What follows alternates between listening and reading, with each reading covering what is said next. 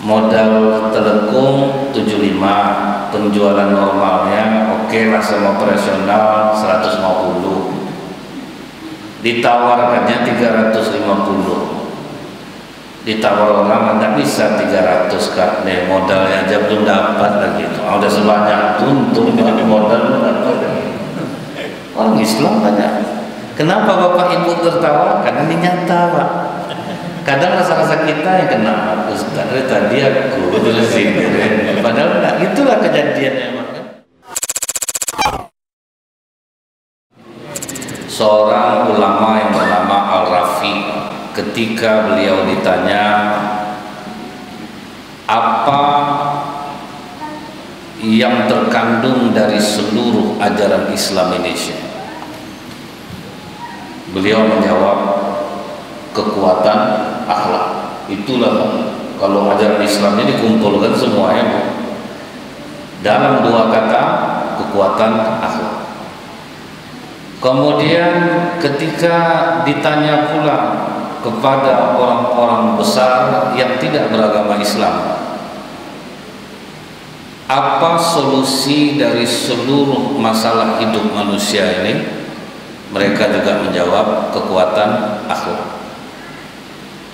Dan ketika para filosof ditanya apa yang paling sulit diraih di dunia ini, jawabannya juga kekuatan akhlak. Jadi memang seluruh isi Al-Quran, seluruh ajaran Islam, seluruh manusia ini cuma satu yang membuat mereka menjadi manusia yang sempurna, apabila mereka memiliki kekuatan akhlak. Kenapa itu dikatakan solusi mencapai kehidupan yang baik? Kenapa itu dikatakan sulit untuk diraih? Mungkin Bapak Ibu ingat sebuah riwayat. Di gerbang pintu Madinah itu dulu Pak, ada pengemis buta beragama Yahudi. Setiap hari isi mulutnya itu Bu, pembicaranya itu cuma menghina, memaki Rasulullah SAW.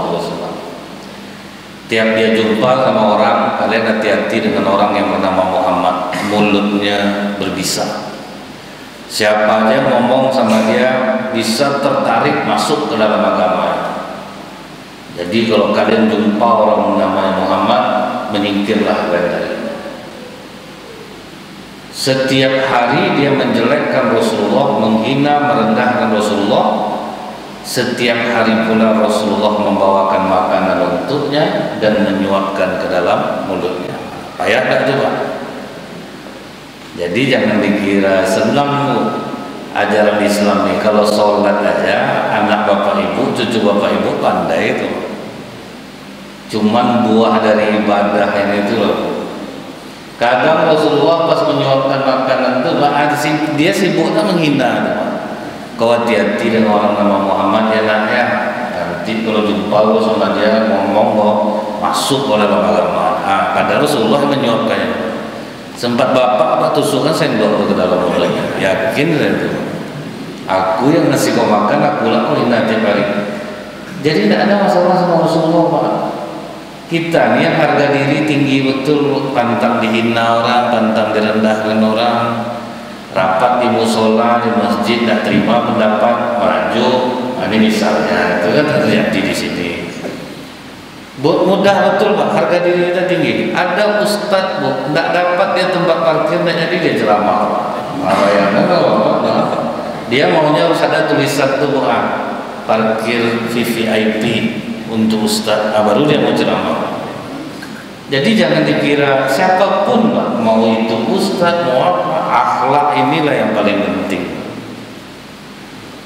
Setelah Rasulullah meninggal, Abu Bakar Siddiq radhiyallahu anhu bertanya kepada Aisyah, Aisyah, apa yang dilakukan Rasulullah kira-kira yang belum aku lakukan?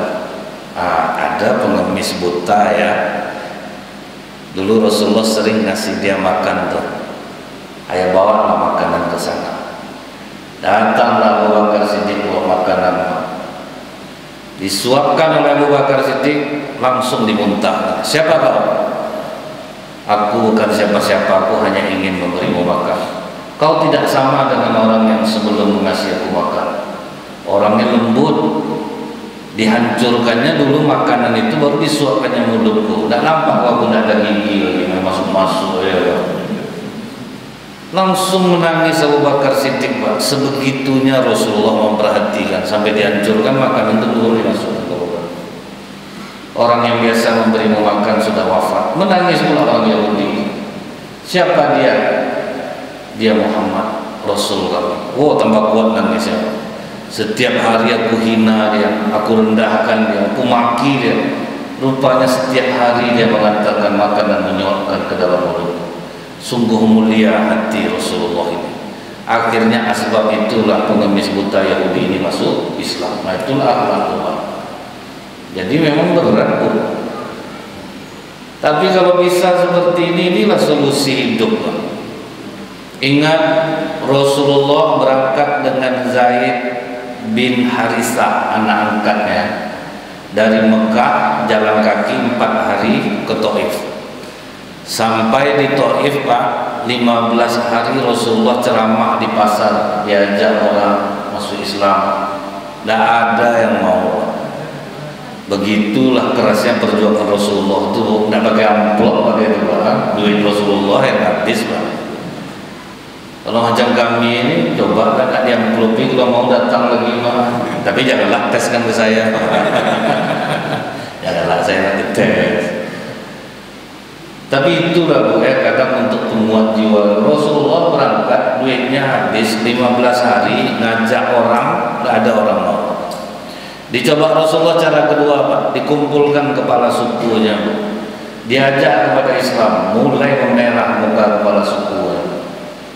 Kata Rasulullah, kalau memang kalian tidak mau terima, boleh tidak aku tinggal di Taif ini, karena di Mekah aku sudah tidak bisa masuk.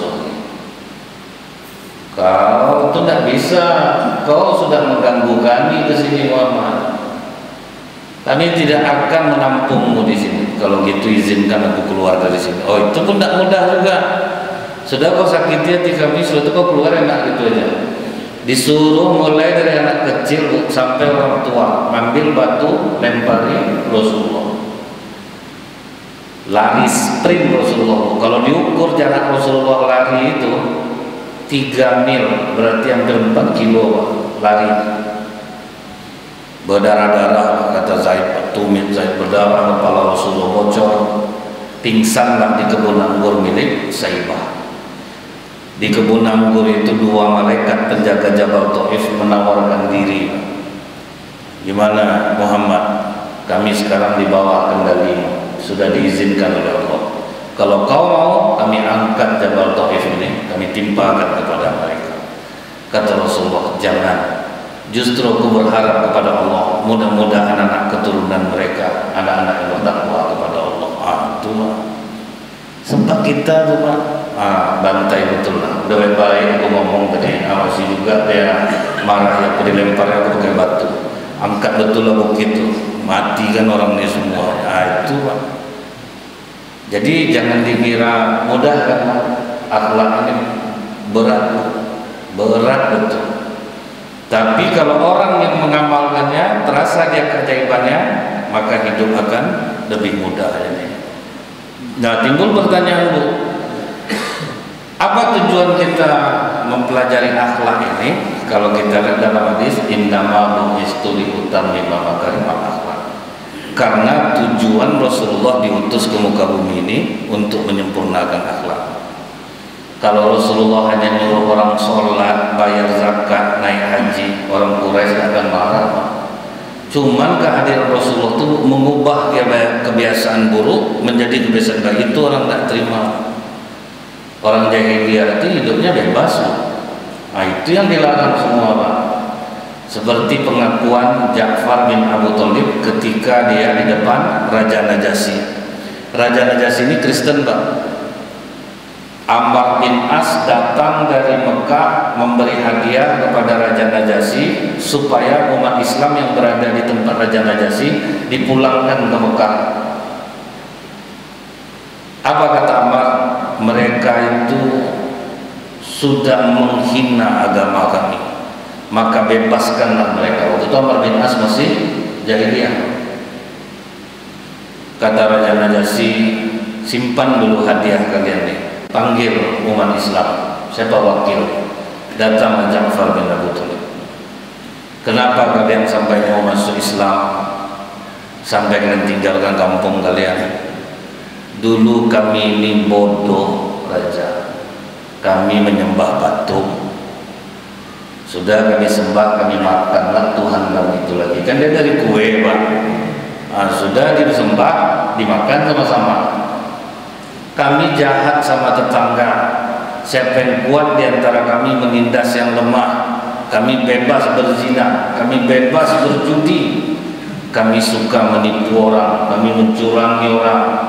Kemudian Rasul ini datang, dilarangnya kami berbuat jahat sama tetangga, disuruhnya kami berbuat baik sama manusia, disuruhnya kami bersedekah, disuruhnya kami meninggalkan perbuatan buruk. Langsung temenung Raja Najasyi. Berarti ajaran kalian ini bagus, maka Raja Najasyi itu masuk Islam, Pak. Dan Raja Najasyi pula lah yang menyuruh Amr bin As, kau hentikan niat kau. Dia memang seorang Rasul, masuk Islam lah kau. Makanya kira Amr bin As masuk Islam. Jadi itu ya Bu ya, berat. Karena tujuan Rasulullah itu untuk memperbaiki akhlak kita. Kemudian Bu ya, kalau kita lihat di dalam Al-Quran, walaqad arsalnaka illa rahmatan lil alamin, dan tidaklah kami mengutusmu Muhammad melainkan sebagai rahmat bagi semesta alam. Rahmat Allah itu kapan turunnya Pak? Kalau akhlak orang baik. Coba lah Bu, gimana rahmat Allah mau turun kalau kita ini masih banyak orang Islam yang suka berbuat curang. Contoh nih Bu ya, di pasar pusat orang menimbang. Siapa yang tidak sakit hati misalnya Bu, ada oknum di pasar pusat ditimbang gula sekilo, kita timbang balik di rumah tinggal 8 on Pak. Tidak ngamuk kita tuh Bu. Ada dosa kita jadinya Pak. Dari jauh kita tengok harga duku 5.000 Pak, bergegas ke situ. Rupa ada di ujungnya kecil setengah. Rupa setengah kilo 5.000 itu apa? Kita tuh berhenti situ Pak. Kadang dukunya besar-besar Bu, kita beli mengecil sampai di rumah Pak. Ada macam mana caranya? Tadi besar-besar kita pilih sampai di rumah mengecil. Gimana rahmat Allah mau turun seperti itu? Itu masih banyak orang Islam yang suka mencurangi orang Pak. Masih banyak orang Islam ini yang suka menipu. Ya, berapa kasus beberapa minggu terakhir ini kan? Kalau dulu yang terkenal apa? Mama minta pulsa, Pak ya. Selamat ibu dapat hadiah, mimpi apa ibu semalam, maka gitu-gitu Pak kan. Niaga dia nomor HP ibu terpilih, kan masih banyak tuh Pak. Orang Islam juga kan. Jadi curang, kemudian menipu. Kalau kita perhatikan Bu ya, banyak pasar-pasar ini sering kebakaran Pak. Sebetulnya Allah mengasih peringatan karena mereka rajin sholat udah gitu. Cuman yang mengolah ini Pak tidak bisa tinggal. Modal telekung 75, penjualan normalnya oke lah sama operasional 150, ditawarkannya 350, ditawar orang nggak bisa 300 Kak, nih modalnya aja belum dapat lagi. Udah sebanyak untung tapi modal belum dapat lagi. Orang Islam banyak. Kenapa Bapak Ibu tertawa? Karena ini nyata Pak. Kadang rasa-rasa kita yang kena, Ustaz tadi aku terusin, padahal enggak. Itulah kejadiannya Pak kan. Peternak sapi banyak yang mengeluh. Saya heran memang panitia kurban Ustaz, bentuk soleh-soleh Ustaz. Beli sapi fee-nya ditanya dulu Ustaz, berapa fee untuk dia? Padahal kan fee itu bebannya ke jamaah juga jadinya Pak. Jadi kalau ada orang tidak mau ganti tempat beli sapi, pasti ada fee ya. Misalnya kita tawarkan nih ada tempat sapi bagus, besar sapinya, harga segitu juga. Tidak bisa. Itu udah biasa sih, berarti itu ada fee. Kau tidak kasih tahu saya apa alasan yang kira-kira nggak mau pindah? Kan bisa, kadang ada alasan yang masuk akal. Karena di Bukit Tinggi kurban mahal Pak, 3,2. Tapi orang mau ikut Pak, betul-betul besar Bu. Situ tidak ada pakai fee masalahnya Pak. Dia kalau tidak pakai fee ini Bu, bagus sapinya biasanya. Kalau enggak itu saja gelemnya dapat tiap tahun. Kadang nengok sapi itu kesian kita Bu, tulang banyak. Jadi ternyata Pak, hal-hal seperti ini masih banyak umat Islam. Ada kadang bulan puasa yang diumumkan lah, Bapak Ibu antarkanlah perbukaan ke masjid. Siapa yang mengantarkan perbukaan, memberi makan orang yang berpuasa, dia akan mendapatkan pahala seperti orang yang berpuasa tanpa mengurangi pahala puasa. Padahal dia mau menyelamatkan makannya Pak selama sebulan. Kalau masyarakat ngasih petugas musola, petugas masjid, itu udah lumrah biasa Pak.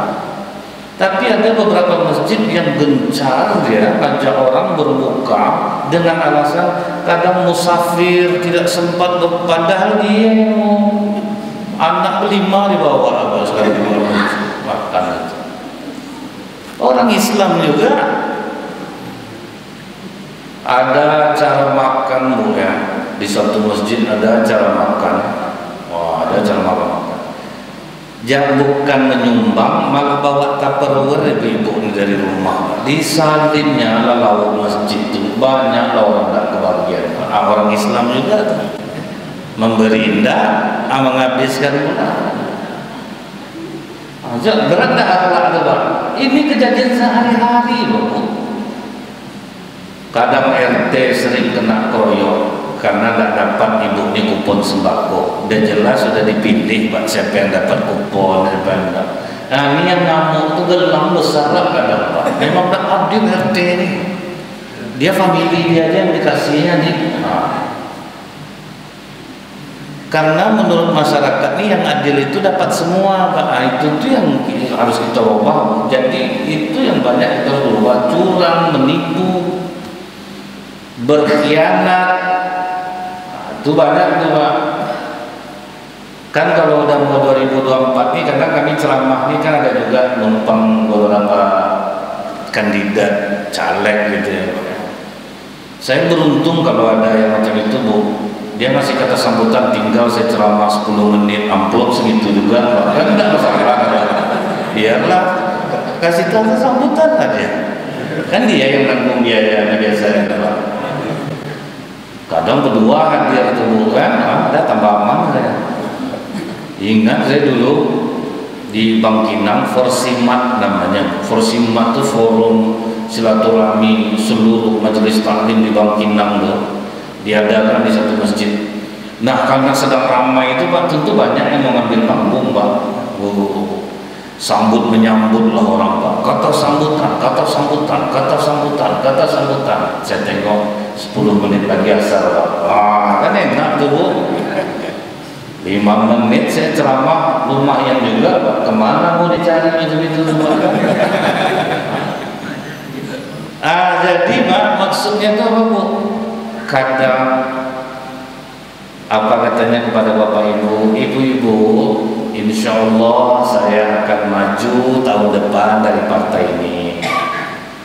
Tapi tentulah ibu-ibu hadir di sini banyak yang ditinggalkan, yang berdagang. Jadi saya datang kemari, saya juga membawa oleh-oleh dan kenangan untuk Bapak Ibu.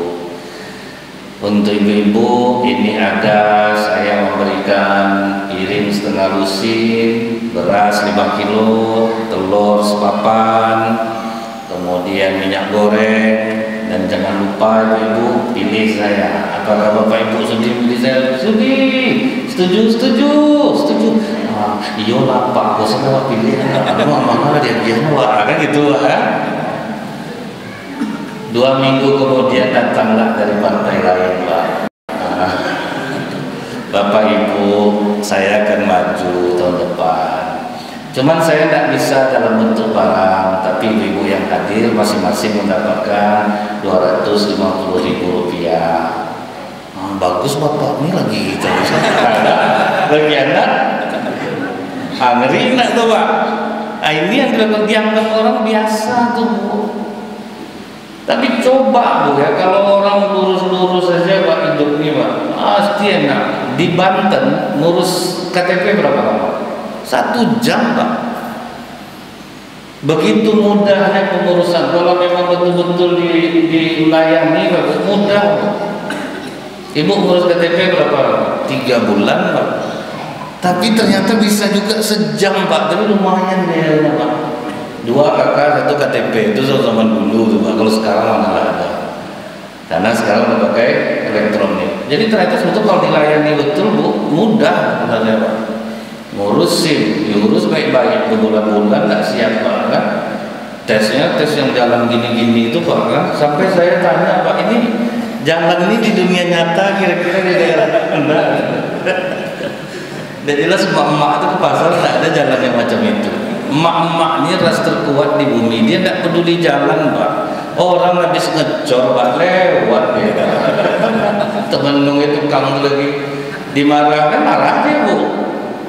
Jadi memang kalau rasa-rasanya ada semboyan apa, kalau bisa dipersulit apa dipermudah kan kayak gitu jadinya Pak kan.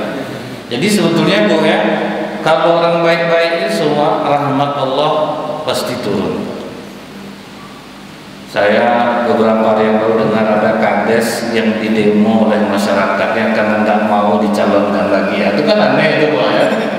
Dia tidak mau naik lagi Bu. Masyarakat demo, kami ingin Bapak jadi kades. Kenapa? Dia tidak ambil duit gaji Pak. Dia juragan tebu.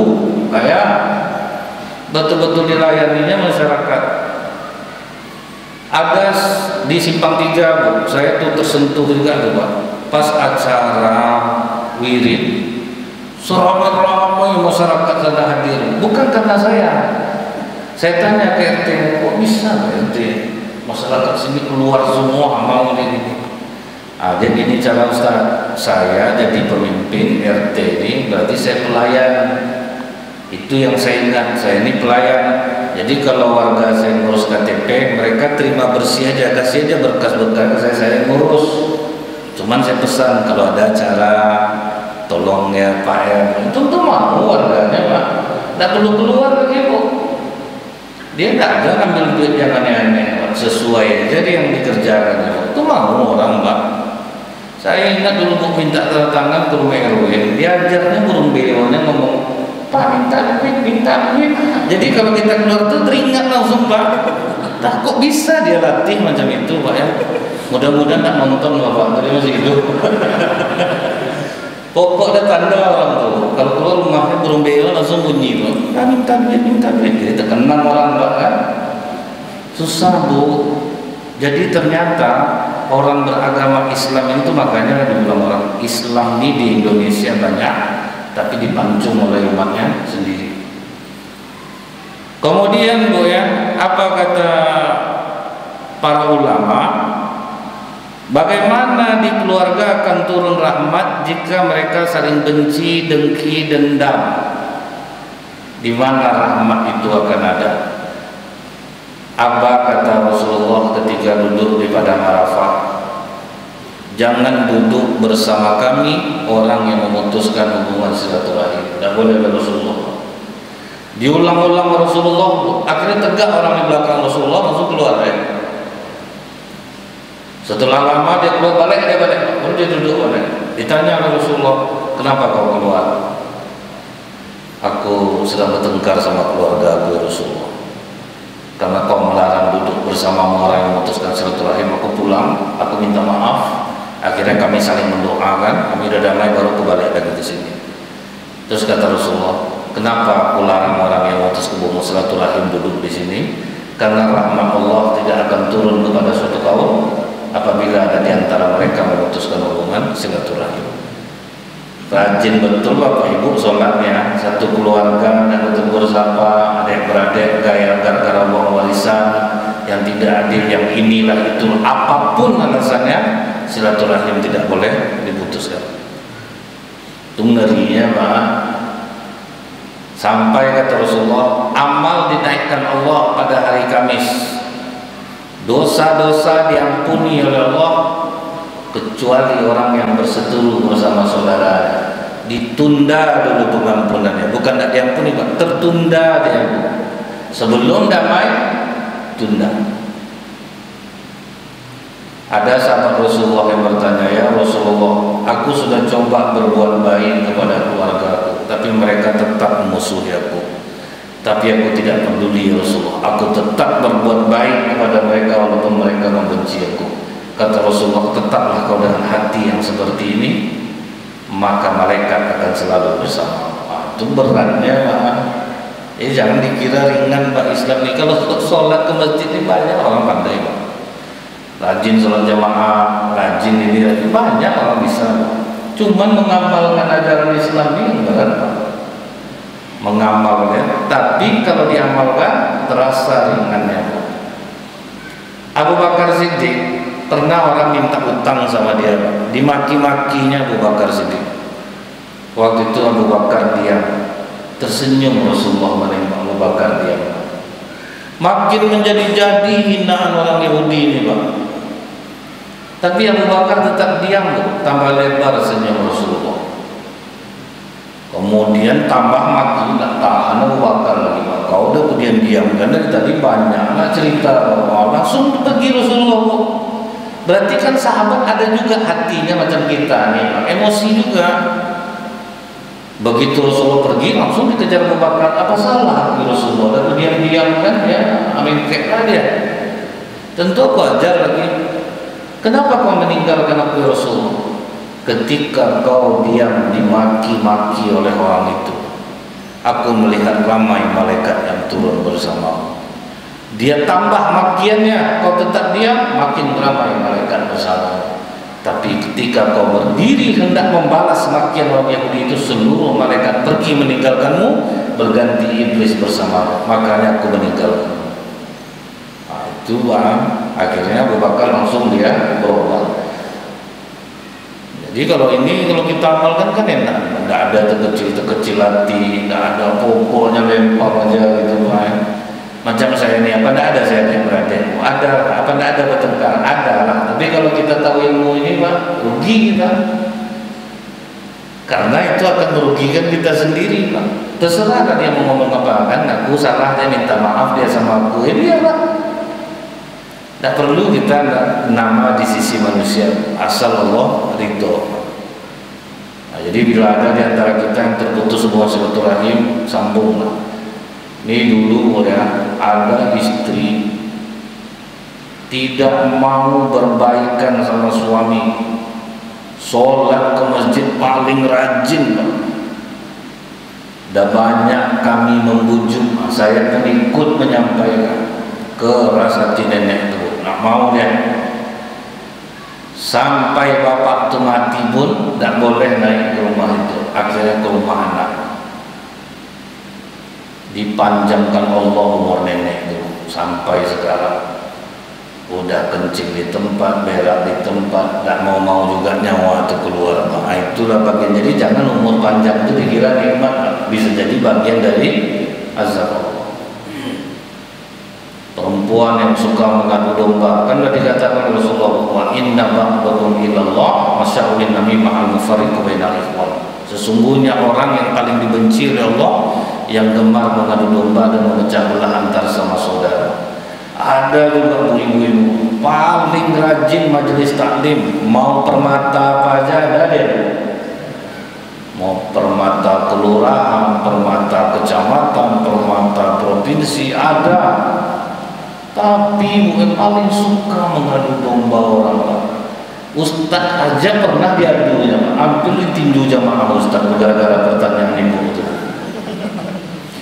Ustaz tuh ngomong pakai bahasa kiasan Pak. Ingat saya hadir di masjid itu, saya dengar ceramah Ustaz tuh. Bapak Ibu, janganlah kita berlidah keling. Itu kan artinya pendusta, lidah hitam, pendusta. Tahu dia ada orang keling di sana Bu. Apa pertanyaan ibu itu Pak? Dia gimana betul lidah orang keling nih Ustaz? Pakai orang Pak? Penipu kata Ustaz. Itu ngamuk yang orang keling yang tengah ceramah ini Pak. Hampir ditinju habis lisan. Betahi pun Ustaz, saya Ustaz gitu-gituan. Nah, itu gara-gara pertanyaan dia. Ibu tahu di akhir hayatnya masuk rumah sakit berkali-kali, sampai sebetulnya kan tidak boleh orang mandikan itu cerita, cuman kalau sampai perut itu sekeras batu atau orang mandikan jenazah. Jadi rugi bu, kalau kita udah rajin ke masjid, kelakuan tidak berubah, masih juga jahat. Hati-hati Pak, ini yang harus kita ubah tuh Pak. Nah kemudian Pak, datanglah orang bertanya, bukankah ibadah itu lebih utama daripada akhlak? Apakah akhlak lebih penting daripada sholat, puasa, doa, zikir, haji dan seterusnya? Mana penting, akhlak daripada sholat, puasa, zakat, haji? Jawabannya Bapak, yang penting akhlak. Kenapa saya katakan yang penting akhlak?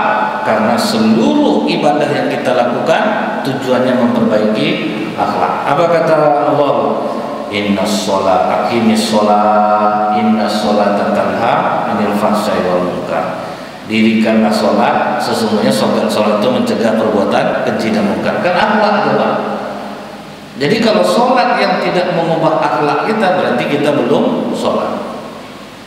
Makanya disambung oleh hadis qudsi. Hadis qudsi ini firman Allah yang tidak dibukukan dalam Al-Quran. Aku hanya menerima sholat dari orang yang dengannya dia tawaduk pada keagunganku. Ini sholat orang yang diterima Allah. Makin rajin sholat, makin rendah hati dia Pak. Makin hilang kesombongannya Bu. Kita ini payah nih Pak menghilangkan kesombongannya Bu. Jangan dikira mudah. Sahabat Rasulullah bertanya, ya Rasulullah, aku suka berpakaian bagus, aku suka memakai kuda bagus, aku suka memakai alas kaki yang bagus. Apakah sombong aku ya Rasulullah? Kata Rasulullah, Allah itu maha indah dan menyukai keindahan. Bapak ibu mau beli jubah jutaan terserah. Ibu mau beli mukena 3 juta, 4 juta, mampu terserah. Yang tidak boleh sombong. Sombong itu apa Bu? Menganggap rendah orang lain, mengingkari kebenaran, menganggap rendah orang lain. Pas ditanya orang, berapa harga telepon ibu nih Bu? Tidak usah lah kau tanya, lagi pingsan kau nanti dengan harganya. Itu yang tidak boleh Pak. Itu baru masuk sombong. Ini bagus sepatu abang nih Bang, berapa Bang beli? Kumpulkan sepatu warga sini ya, sepasang sepatu saya. Itu yang tidak boleh Pak. Sombong itu Bu, payah menghilangkannya itu Pak. Makanya seberat biji zarah aja ada kesombongan dalam hati kita, masuk neraka. Karena meremehkan orang, merendahkan orang, ini yang masih susah hilang di dalam jiwa kita. Misalnya tangan dia yang terpilih, pantas laku lagi. Apa tahu dia itu? Sudah masuk kesombongan. Apa tidak ada niat dari hati kita? Tidak mungkin, tidak ada. Dengar orang menyumbang, tidak sadarkan untung dia hidup macam itu, sedekah besar-besar. Awak aja yang kaya, tidak ada macam itu lagi sombong. Jadi Allah menerima sholat orang, makin rajin sholat, makin rendah hati. Ibaratnya Bu ya, seperti cucu Rasulullah ketika dihina orang. Dia pernah Pak, dari luar masjid itu Pak, orang menghina. Jadi jamaah yang di masjid itu keluar mau ninju orang itu Pak. Apa kata cucu Rasulullah ini? Jangan kalian pukul dia. Keburukan aku yang disampaikan dia tadi, sedikit dia baru tahu buruk aku. Asli aku yang masih ditutupi Allah jauh lebih banyak dia tidak tahu. Itu yang rendah hati itu. Ini kita kan kadang pantang direndahkan orang. Masa dibilangnya Bu, ibu tuh sholat tuh ria, upload ke media sosial. Tidak tahu dia. Langsung membalas. Kepalanya tuh berkutu tuh udah bertahun-tahun. Tak mana-mana bagaimana saya itu Pak. Jadi jangan ibu kira tidak ada sifat yang dalam hati kita nih Pak. Tak bisa kita tuh direndahkan orang. Ada dulu ustaz, dia diundang orang kaya, tempat dalam penuh, yang ada tempat taruh sendal. Ustaz duduk di sini, duduk ustaz di situ Pak. Muridnya yang namo, ini kurang ajar namanya ini guru, ini merendahkan guru. Salah kalian tuh. Justru tuan rumah itu tahu, hanya kita yang tahu agama yang sanggup duduk di tempat seperti ini. Karena tamu itu tidak akan sanggup duduk di sini. Makanya di sini. Itu yang bagus tuh. Itu yang rendah hati itu berat kan Pak? Berat tuh Pak. Jadi kalau bapak ibu dihina orang santai, direndahkan orang aman-aman aja jiwa, selamat lah. Berarti bapak ibu sudah sholat, aman lah Bu. Dihina orang, direndahkan orang santai. Cuman memang Pak, tidak bisa kita pungkiri. Yang paling banyak wiridnya kan wirid ibu-ibu nih Pak. Itu yang sering jadi masalah tuh Bu. Kadang begeng-geng ibu-ibu nih Pak. Dia dari gaya duduknya nampak kalau sore itu Pak, kalau kajian asar tuh 5 orang nyandar sebelah sini, itu lain gengnya tuh. Itu nanti di tengah ledak gengnya. Itu maka itu kenapa nanti seperti ini susah kita tuh bersatunya, disebabkan apa? Tidak ada yang rendah hati, tidak ada yang mau mengalah, tidak ada yang mau mendamaikan, keras hati diikutkan. Itu susahnya tuh. Nah kemudian kata Allah, aku hanya menerima orang yang sholat, orang yang tidak menyakiti makhlukku. Penyayang. Kalau kita lihat bagaimana Rasulullah SAW menyayangi dan mengatakan, jangankan kepada manusia, kepada binatang najis pun kita berbuat baik, Allah ampuni dosa kita. Ingat dalam hadis Bukhari Rasulullah menceritakan apa? Pernah ada seorang pelacur kehausan di tengah padang pasir. Nampaklah dia sebuah sumur. Susah payah dia masuk ke dalam sumur itu. Diambilnya air pakai sepatu. Naik dia ke atas, belum sempat dia minum, nampak dia anjing yang kehausan. Tidak jadi dia minum, dikasihnya minum anjing itu. Kata Rasulullah, Allah ampuni dosanya karena perbuatan baik kepada anjing itu. Apalagi ke manusia Pak. Cuman kadang takutnya saya pelacur salah dengar ya Pak. Saya ceramah di Al-Huda Lokomotif kan dekat Jondol tuh Pak. Mic-nya keluar pula Pak. Akhirnya dapat saya kabar Bu, berunding lah pelacur itu Bu, cerita dia. Kami dengar kemarin ceramah Ustaz di masjid, kalau kita habis belacur malam cari anjing yang kehausan besok hari, kasih dia minum, kan gawat jadinya Pak. Bisa nggak kita bayangkan Bu, kalau kita nyakiti orang, berapa parah dosanya kira-kira Pak? Menyakiti makhluk Allah yang bernama manusia. Yang paling tinggi di manusia itu apa Pak? Kehormatannya. Makanya Bu, orang yang menghina kehormatan orang lain, kata Rasulullah Pak, al-ghibatu asyidda minaz zina. Bergunjing dosanya lebih besar daripada zina. Ditanya oleh sahabat, kenapa begitu Rasulullah? Kalau orang berzina dia bisa minta ampun ke Allah. Orang bergunjing dia mesti minta maaf dulu kepada orang yang dia gunjing, baru tobatnya diterima oleh Allah.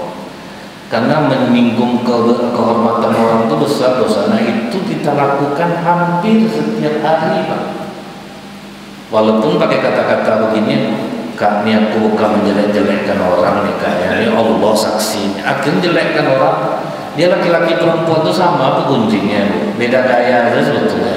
Jadi saya kalau bapak bilang, kalau ibu-ibu maklum aja kita Ustaz, Pak, sama aja sebetulnya. Cuman ibu-ibu ada kelebihannya Pak, jarak-jarak 10 meter aja Pak, nggak pakai suara bisa dia pegunjing Pak. Tahu dia artinya tuh, itu tuh yang bingung kita Pak, bisa dia mengetahui artinya. Ini masih banyak yang kita lakukan Bu. Jadi ada masjid ngasih tahu ke saya, Ustaz, nanti kan kami mau menjenguk suami ibu baru pulang dari rumah sakit.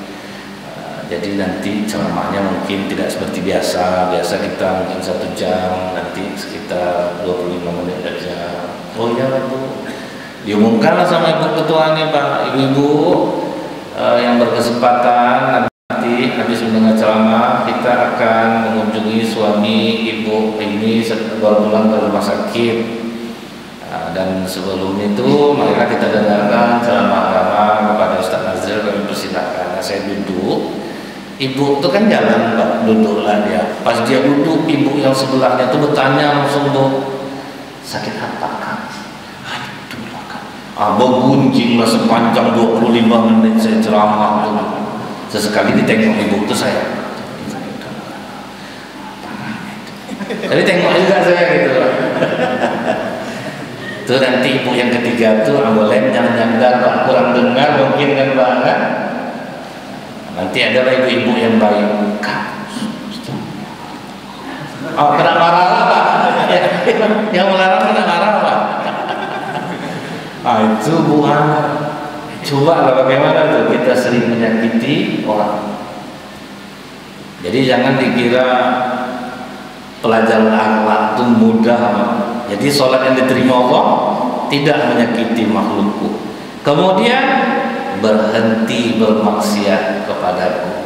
Jadi kalau memang orang betul-betul sholat, stop maksiatnya, kecuali dosa-dosa kecil. Itu memang tidak bisa dihindari.